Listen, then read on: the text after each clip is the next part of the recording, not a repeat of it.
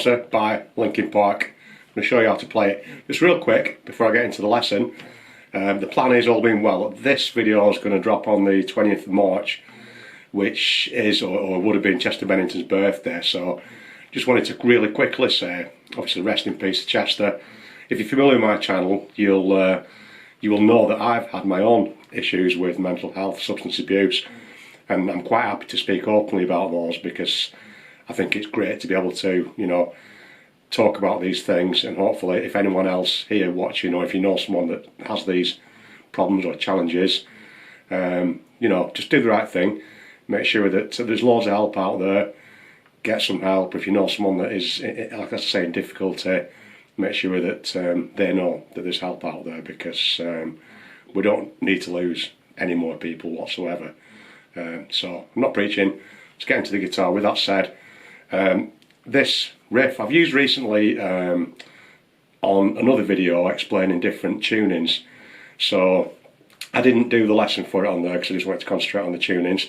So there's 3 techniques that you're going to need to be aware of or be capable of doing in order to get this. One is the tuning. Another thing that I was using, if you noticed, was harmonics, natural harmonics, and also string palm muting and string damping techniques.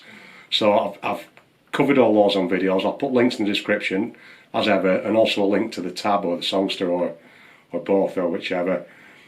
So all that stuff will be there for you in the description. So let's just enjoy playing the thing now. Before we tackle it, it's quite a simple riff if we just to play the notes normally, but these little things like the muting and the harmonics are what might create us a little bit of a challenge just to get used to. But as always, start it off slowly and build it up to the speed that it should be.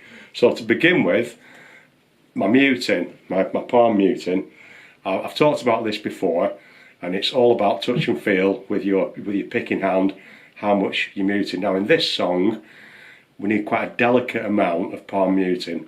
So as an example, if I was playing another song that needed a lot of heavy muting,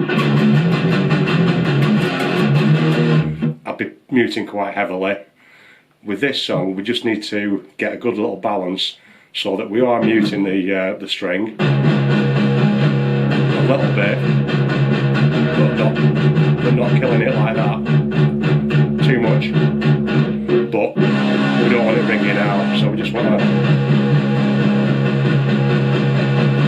So to get that right, again I've done a video, but it's a case of probably just easing your hand back and forth around about the bridge point of your guitar and the amount of pressure you're putting on as well. So just find that point where the notes are ringing out, they're not dying, but they are just muted to a nice amount. That'll be really important when you play the harmonics and the other parts of the riff. So to get started with, the first note is, when I describe these notes, by the way, because I'm using different tuning, I'm just going to describe them the way that you'll be familiar on standard E tuning. So when I say the E string, this is actually down at C sharp at the minute, but if I say E string, you know which string I mean. So to avoid confusion, I'm going to talk in standard tuning, and assuming that you've tuned your guitar to the correct tuning, it will play correctly. So first note is a muted note on your open E string to start off with. Your second note, natural harmonic on your 5th fret on the E string. Can you see where it's important to get the amount of damping correct? Started off with slightly too much there, so I got no harmonic. So need to make sure that harmonic's playing and sounding.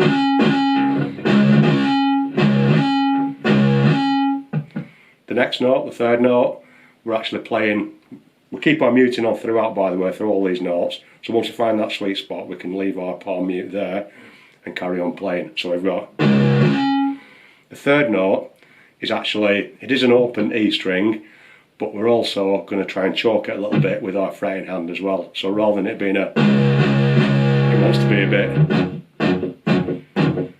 more of a percussive sound. I'm not using my picking hand to do that because I don't want to put the muting on too much, that'll ruin the rest of the riff. So I'm using, just damping with my fretting hand to create that.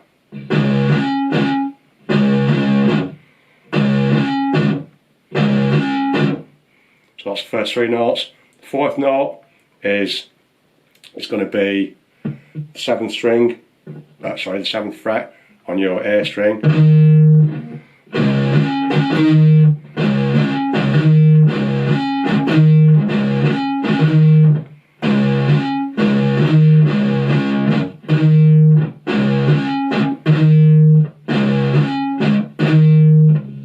So that's the first 4 notes of the riff. There's only 8 notes in it, so we're halfway there.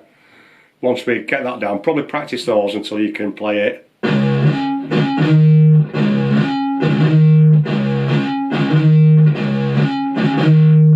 Until you're comfortable with that before moving on to the second half of the riff. So once we've done that, the next set of 4 notes, we're going to play 8th fret on the E string.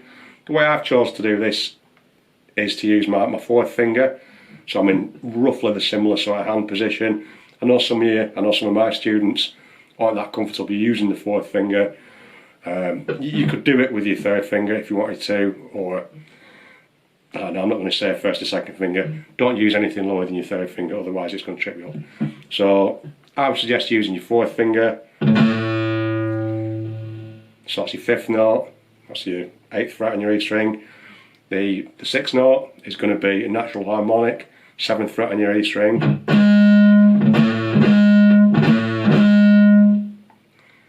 The 7th note is going to be another one of those choked out notes, so we're just damping the strings. And then the final note is going to be 3rd fret on your E string. Because I'm going down to that 3rd fret, that's the reason why I wanted to use my 4th finger up here, because if I'd have put my hand and used my 1st finger, like a lot of my new starter beginners, they want to just use the 1st finger. I can play those notes, but then I've got to get all the way down there to finish the riff off. So by using a better fingering, or in my opinion a better fingering, it means I don't have to move so far to finish the riff off. So the second part of the riff,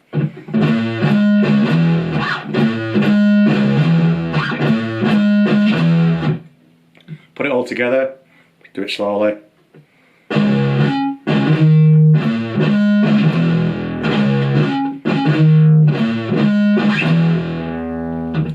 And that's all 8 notes that you need to play that intro riff.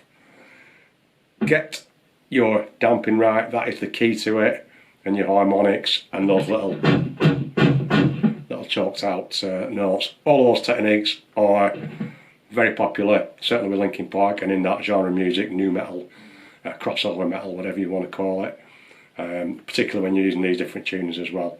So it's really, it's a bit of a workout, because you've got all those techniques that you need to practice to get it all together and sounding okay.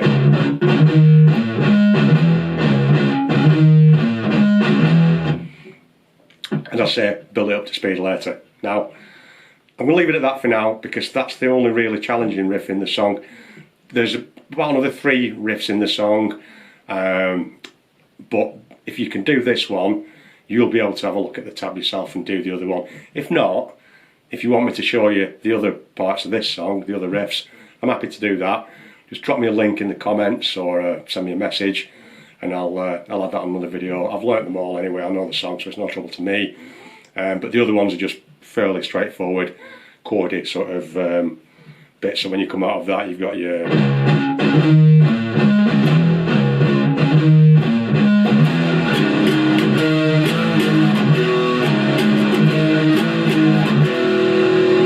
which I played on the tuning demonstration. That's fairly straightforward, because we're not having to put those little harmonics in. It's just straightforward strumming and down to your timing. So it's one of my favourite riffs. It's a unique and cool sounding riff. It's got loads in there to practice, and if you can do this riff, you can learn the rest of the song quite easily. Then your only challenge is being able to try and sing it like Chester.